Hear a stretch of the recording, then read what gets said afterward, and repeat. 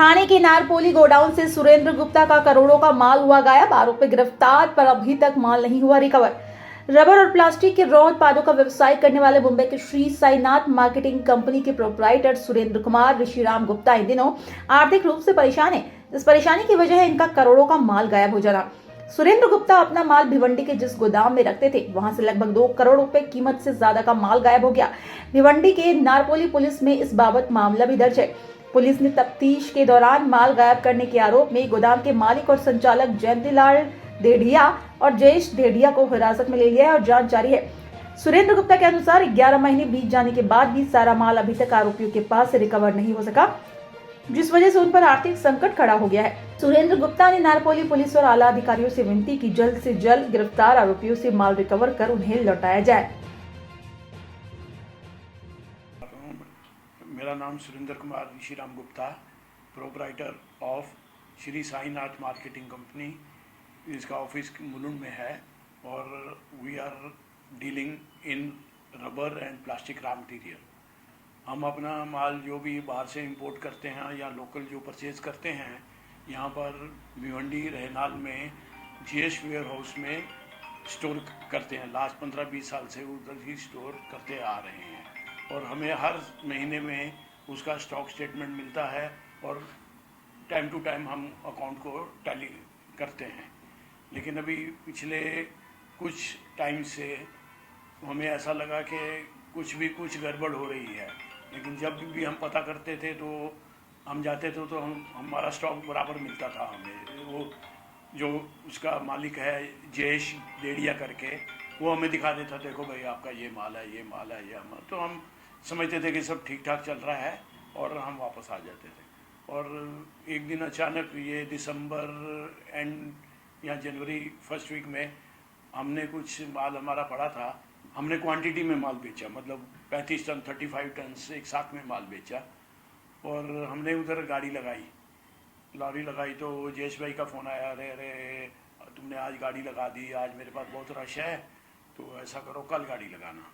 मैंने बोला जयेश भाई अभी बाहर से गाड़ी 35 टन की मिलती नहीं है, गाड़ी लगा दी है, तो एक काम करो कोशिश करो। बोलते मैं शाम तक कोशिश करता हूँ। तो गाड़ी उधर खड़ी रखी मैंने। तो शाम को फिर मतलब 10-15 मिनट आधा घंटा का नाम लेके गाड़ी खड़ी रही और एंड में उसके एक आदमी का फ़ोन आया, सर अभी लेबर जो है वो चली गई है, इसके लिए गाड़ी आज लोड नहीं होगी, तो आप गाड़ी कल मंगाइए। तो मैं बोला चलो कोई बात नहीं, गाड़ी को मैं वहीं पर खड़ा रखता हूँ और कल सुबह आके भर लेता हूँ। तो दूसरे दिन 10 बजे वो ड्राइवर का मुझे बार बार फ़ोन आ रहा है, सर इधर कुछ हो नहीं रहा। तो मैंने फिर फ़ोन किया, हाँ भरते हैं ऐसा करके 12 बजा दिए। और 12 बजे बाद में फिर इसने फ़ोन उठाना बंद कर दिया जयेश भाई ने। तो मैंने उसके आदमी को फ़ोन लगाया, मैं बोला भाई दशरथ करके आदमी था उसका, दशरथ गाड़ी कल से खड़ी बेटा, ये गाड़ी भरवा दे। तो बोला सर माल नहीं है। मतलब माल नहीं है, तुम ये क्या बात बोल रहे हो, माल नहीं है, अभी कल से तो तुम बोल रहे हो ऐसा हो रहा है वैसा हो रहा है, अभी तुम बोल रहे हो माल नहीं है।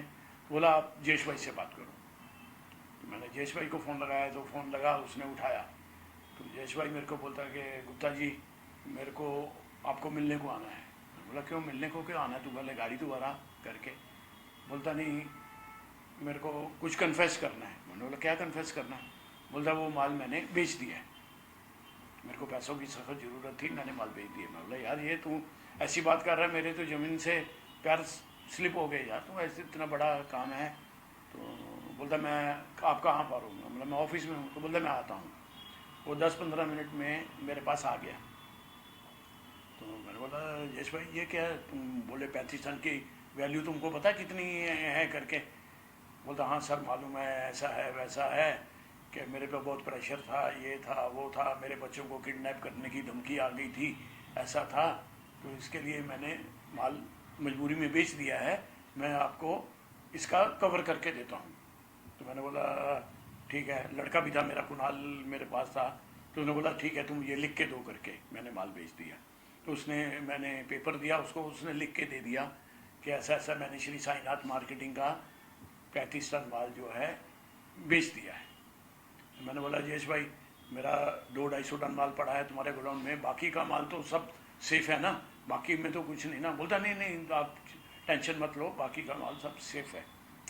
तो चलो अभी ठीक है। अभी हमने बोला कि ये तो नुकसान तो हो रहा है, लेकिन दूसरे दिन मैंने दूसरी गाड़ी भेजी माल भरने के लिए।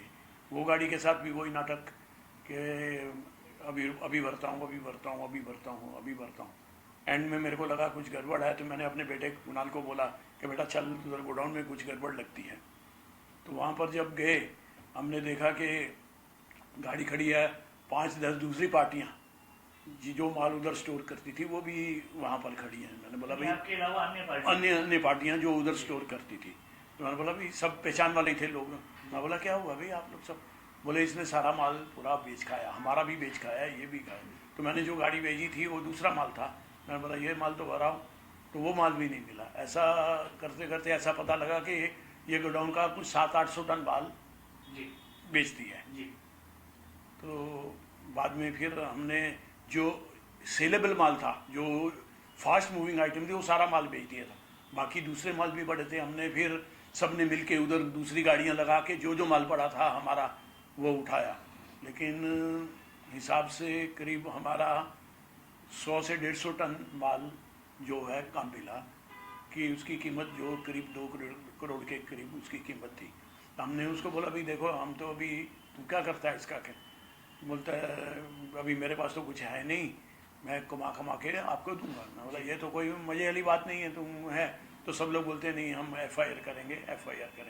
हम लोग नारपोली पुलिस स्टेशन में गए, लेकिन अभी ठीक है, अभी नारपोली पुलिस स्टेशन वाले भी हमें पहले तो सपोर्ट नहीं किए कि देखते हैं, करते हैं वैसा करते। सीनियर को मिले, जो IO थे उनको मिले, तो 2-3-4 दिन दौड़ धूप करने के बाद उन्होंने हमारा FIR लिया।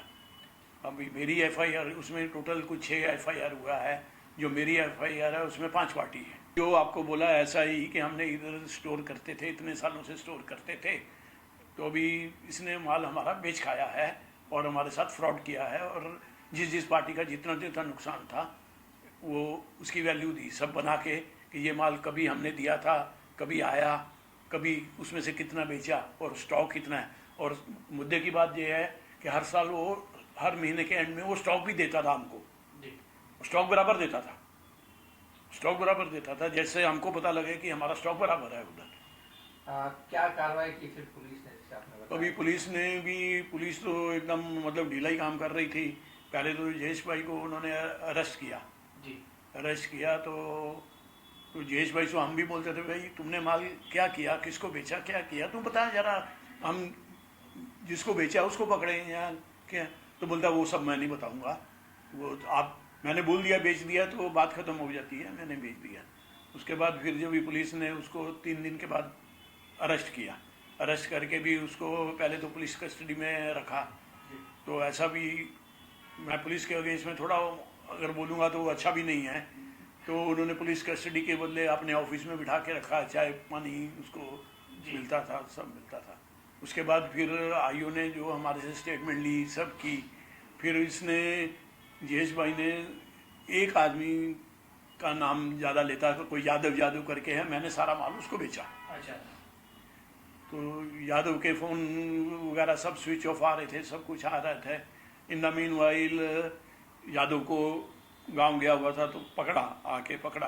तो यादव ने भी बोला भी नहीं मैंने कुछ नहीं बेचा, मैंने तो कुछ है, मतलब नहीं माना, उसको भी अंदर डाल दिया। तो धीरे धीरे पुलिस को ऐसा पता लगा कि 5-7-10 पार्टी को इसने माल बेचा है। जी। तो सब पार्टी को पुलिस ने अरेस्ट किया। अच्छा, जो खरीदने वाली पार्टियां थी सारी पार्टियों को पुलिस ने अरेस्ट किया? हाँ, एक दिल्ली की पार्टी थी जिसका कि हमें अनुमान था कि 300-400 टन माल उसने खरीदा है, उसको भी बुलाया, उसको भी अरेस्ट किया। लेकिन अरेस्ट करने के बाद उनकी 15-20 दिन के बाद में बेल हो गई, वो तो बाहर आ गए। लेकिन अभी पुलिस ने उनसे क्या रिकवरी की, क्या किया क्या नहीं किया, तो वो हमें कोई खबर नहीं।